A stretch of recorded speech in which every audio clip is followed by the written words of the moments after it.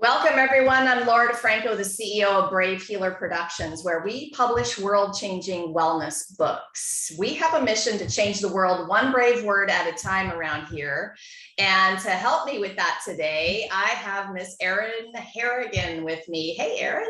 Hey, Laura, it's great to be here. I am happy to have you. Okay, listeners. So Erin Harrigan speaks, writes, and coaches ambitious women of faith on the healing power of trading in self-reliance for surrender to redefine hustle and pursue success God's way.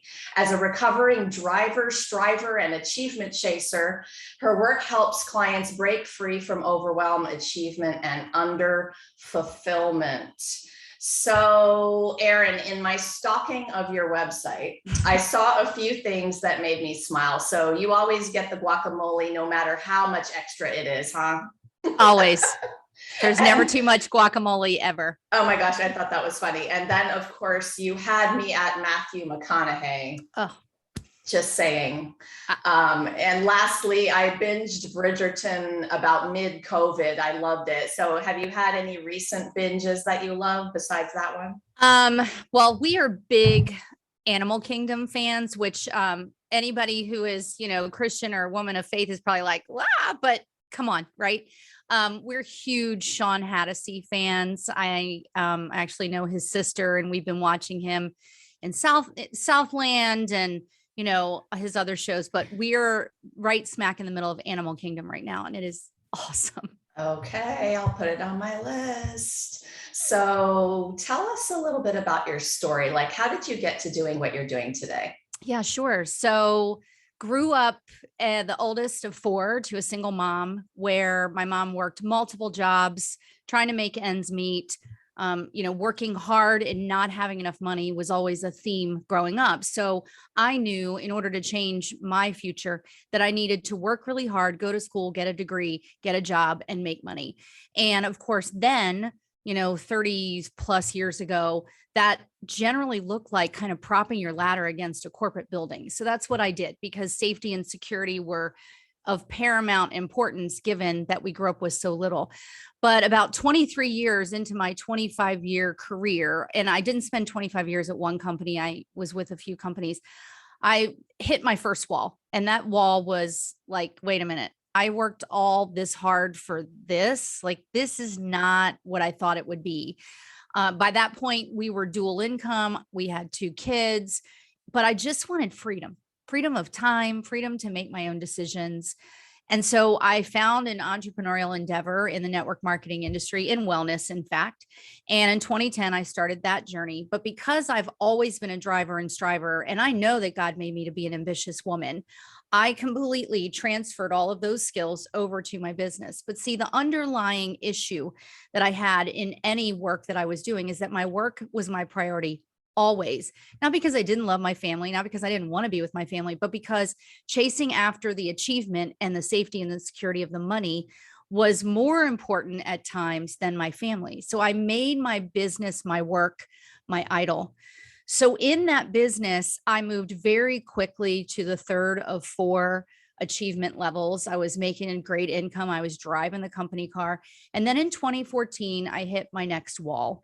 And it was sort of like I woke up one day and went, I am really successful, but this is this just doesn't feel like there's enough here. It was like this insatiable desire for more, more, more. And in my opinion, I think we do a really good job in the world of telling everybody, you got to go for more and you have to be more and you need to have more. And there's like this subtext of like, so you can give more, but it's really not about that. It's really about like, go get yours.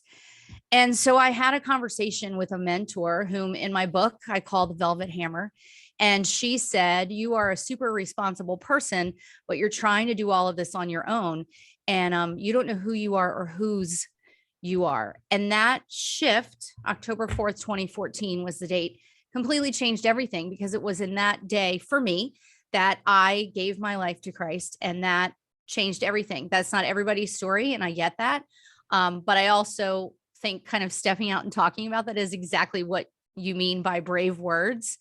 And it took my life in a completely different direction. And from there, as most of us do, whatever we consider ourselves, healers or, people who give back or coaches or whatever, we take our experience and we want to teach others. And that's exactly what led me to what I'm doing. So.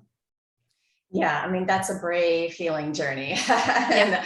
I think a lot of us have been on our journey, and our unique journey, yeah, is amazing. And I love the awareness, right? Awareness is one of my favorite topics when it comes to telling our stories about where we've been and where we are now. And I love the term hustle with heart. So it feels like my kind of hustle. Yeah. And you have 5 principles to hustle with heart that you're going to share with us today. Absolutely. Tell us about those. Yeah. So first, I just want to say that heart for me, when that came to me, which I believe was absolutely God breathed, it was this idea of redefining hustle to do it differently. Because, there's kind of many definitions of hustle, but one of them is very aggressive. It's very like, go after it and make it happen. And the other is that we work with energy, we work with diligence, we work sometimes rapidly, but intentionally, right?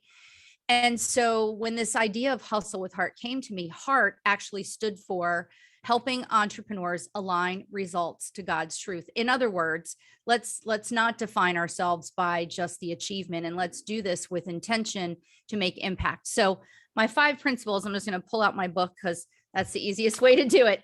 The first one is yield your fruit. And show us your book real quick. Here's my book. Yay. Pursuing Success God's Way, a practical guide to hustle with heart.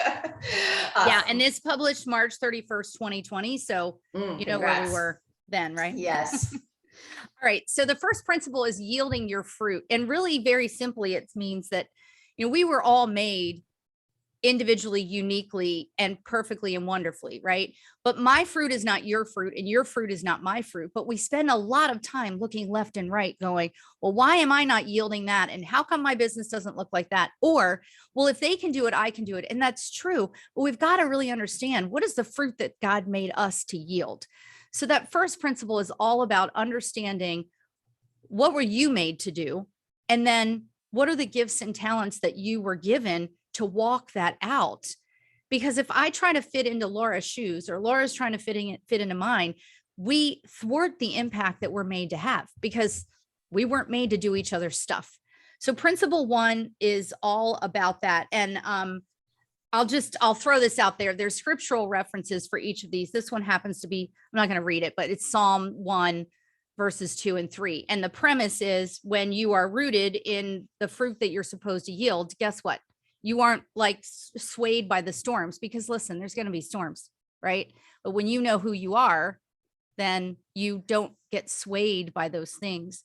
The second principle is faith and trust. And I really struggled with how to write about this in the book. But what I came upon was that faith is really trusting.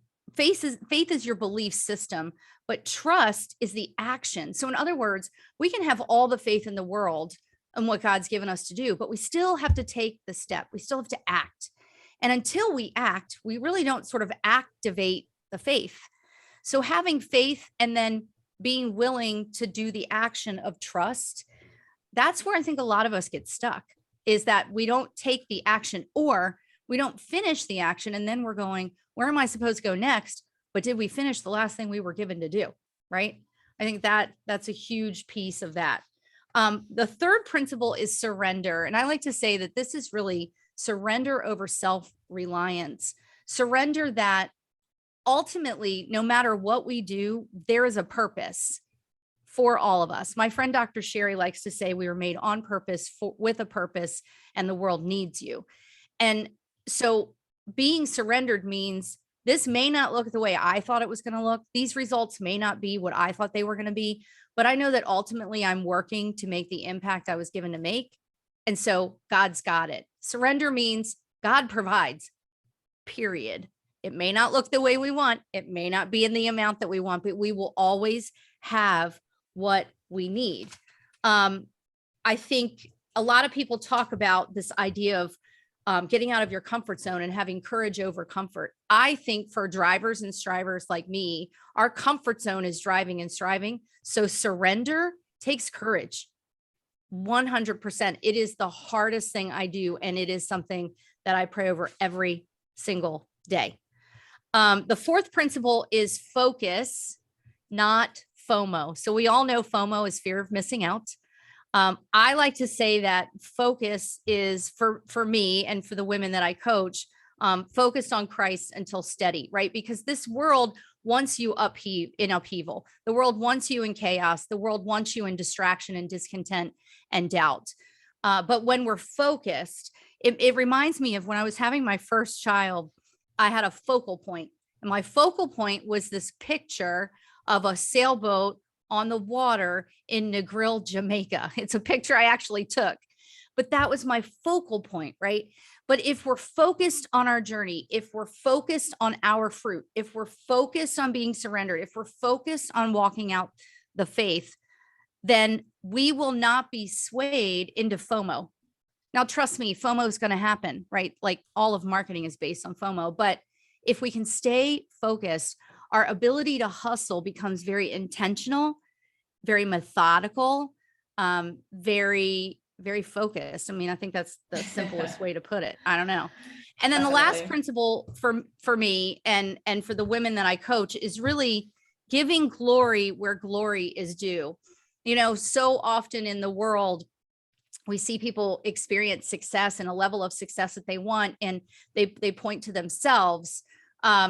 We are not made to think, I believe we are not made to think only of ourselves.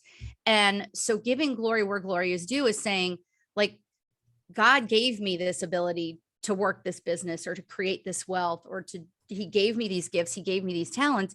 And so therefore I need to give him glory. And it's funny because the bravery in that is when someone says to me, but you did the work. Well, yeah, that's true. But I was made by God to do this. So I cannot take credit for all of that. Like that's the antithesis of giving glory where glory is due.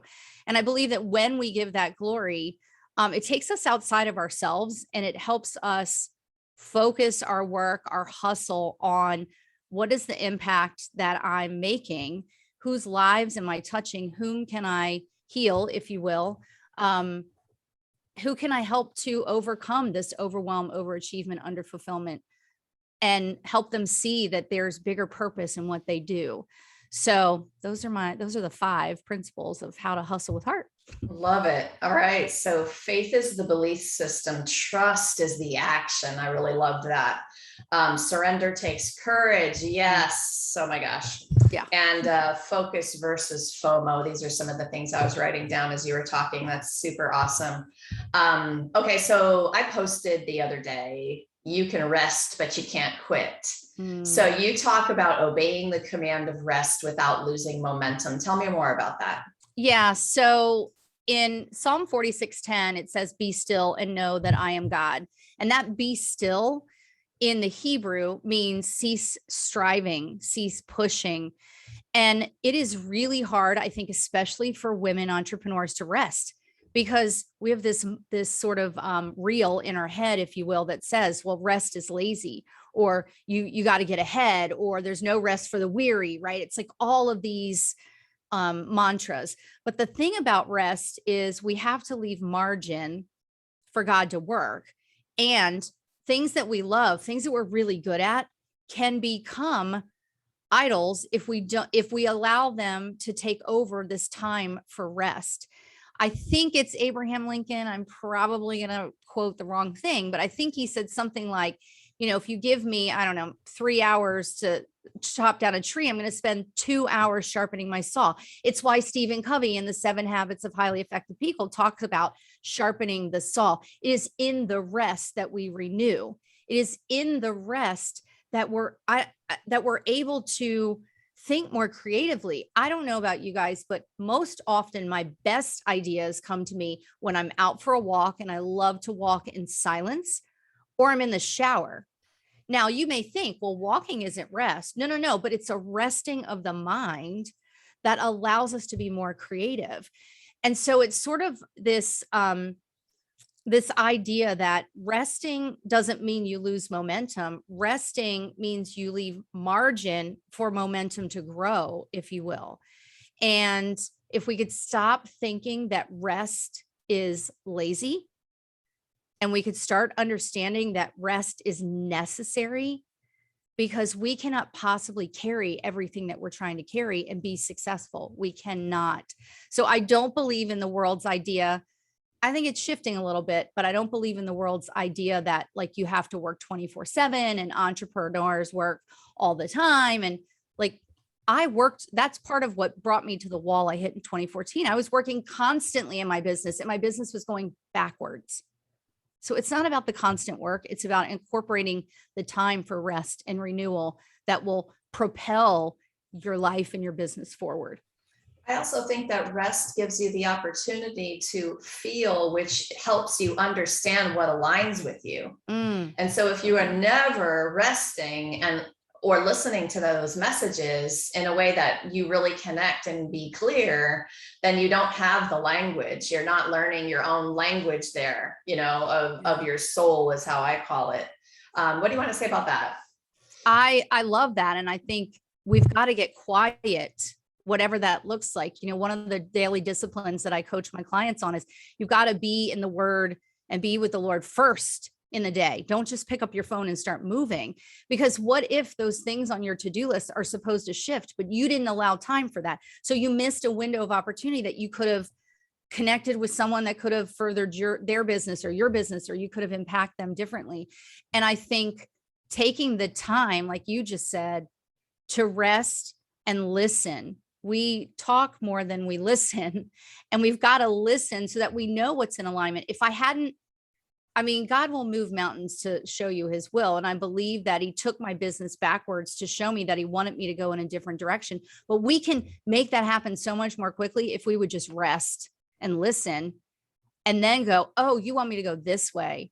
Oh, you want me to have that conversation? Oh, okay. I think we get too caught up in the go, go, go and make it happen mantras. So yeah, that listening can be pretty magical. So achievement has been my drug of choice for a really long time. And I had to wake up to my habitual mindset that was asking for that next high. And this was for sure a brave healing process, like we talked a little bit earlier. Talk to me about healing from the overwhelm, the overachieving, the underfulfillment. Well, I think it's like anything else in our life that we're working through, that healing process is always ongoing. Like there are milestones, I believe, that we hit in a healing process, whether it's healing from grief or healing from injury or whatever, that we're like, oh, that feels so much better now, right? But we're always healing. So I think it's definitely a process. This idea of healing from the overwhelm and the overachievement and underfulfillment is completely connected to redefining success, redefining hustle, so that we're not so in our heads about chasing someone else's fruit, about having the faith, but just sort of leaving it out there like, oh, well, if I just have faith, it'll happen. No, there's action to be taken, right?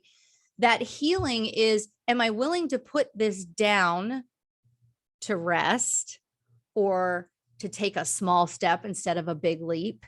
Am I willing to not be defined by the achievement and the title and the money and the promotion and the whatever? Am I willing to be defined as who God says I am, which is all throughout the Bible? And am I willing to be fulfilled and content, not just with what I have, but knowing that all of my needs are fulfilled? Listen, there's nothing wrong with wanting stuff or more money or all of those things. It's the priority that we make it. It's the idol that we make it. It's the love of it that is the issue. And so am I willing to be content where I am? Am I willing to do what I've been given to do, even if the results don't look the way I think they should look? Like within that is the fulfillment. And so I think healing from those things, I think everybody deals with those things on different levels. Some people relate more to being overwhelmed. Some people relate more to overachievement. Some people relate more to underfulfillment. I think the under fulfillment piece is the piece that most people can't put their finger on because they don't really like, they haven't described it that way. So they're like, I have success, but I don't know. It just doesn't feel like I thought it would. Oh, I think people don't always make the connection. Oh, wait a minute. Where's the fulfillment? Right. So I think healing from those things is a process, like you said. I think it takes rest. I think it takes surrender. I think it takes all the principles like I talked about. And I think it takes a level of grace and patience with ourselves to allow the healing, because it's really easy to start down that road of healing and then be like, oh, but wait, I could go this way and this could happen. I kind of describe it as anybody who has ever driven south on 95 to like North Carolina or Florida, there's the exit for south of the border, right? There's nothing of remote really value at south of the border, but it's just flashy. And so you're like, ooh, let me take this exit. And so I think our journey of pursuing success God's way, is the same. Like we'll see this exit. We're like, oh, I want to go that way. And because God is so gracious and he gives us free will, he's like, all right, go ahead. But I didn't tell you to go that way. And then we go that way. And I did this very recently. Like I took a job last year and I was like, oh, this looks like a really good idea. And then 9 months in, I'm like, wait a minute, this is not like, no, this isn't the right exit. And God was like, well, I try to tell you that, but so that it's that ongoing process. And it's something that we have to work through every day, but it starts with the acknowledgement and awareness, like you said, and then the willingness to say, okay, I'm done feeling like that. I'm done operating like that. What can I do differently? How can I redefine this? And as those pieces come together, I think we heal a little bit more every single day. Yes. Process is definitely the operative word, and the practice, the daily practice. I love it. I love what you're talking about. It's really important to have the awareness if you want to have the transformation. Yeah. So tell us what's going on in your business right now. How can people get with you? What are you up to? All that good stuff. Yep. So right now I'm in the process of preparing for my 7-week Hustle with Heart course that's coming up in September. The waiting list is now open, so go get on it. This course is really for ambitious women of faith who are dealing with that overwhelm, that overachievement, that underfulfillment. They know that God has made them on purpose for their business, but they've just sort of hit this wall of like, this doesn't feel the way I thought, or I have success, but I don't know where to go next, or like, I'm just constantly running. How do I do this differently? So that course waiting list is open. So you can find that at erinharrigan.com/course waiting list. That's the next big thing that's coming out. And then other than that, you can check out my Hustle with Heart podcast. New episodes drop every Monday. And that really has been just bringing this message forward, having incredible guests each month as well. And just talking through this month, we're talking about the struggle is real. And we're covering each of these topics. So the first episode, we talked about the struggle is real, redefining hustle. Last week, this week, we talk about the struggle is real, overwhelm. Next week, the struggle is real, overachievement. And then the struggle is real, underfulfillment. So we're covering all of those topics right now, in fact. So you can check that out. It's on all the major podcast channels. Awesome. Thank you, Erin. Thank you so much for what you do in the world and for being here today to share it with us. Oh, thank you, Laura. Thanks for this platform to be able to share. So you guys scroll down to those show notes, check out erinharrigan.com, and definitely get on the waiting list for her course. All right. Take it one step further now that you've listened to some of these words, you're resonating, explore Erin's world and see what she's up to, because she's doing a lot of amazing things in the world. And one last little book plug. It's on Amazon, I would imagine. It's on Amazon. Go okay. Get it. Yay. Pursuing Success God's Way. So go grab her book, you guys. Leave her an awesome review too. Okay, y'all. Lastly today, remember, your words change the world when you're brave enough to share them.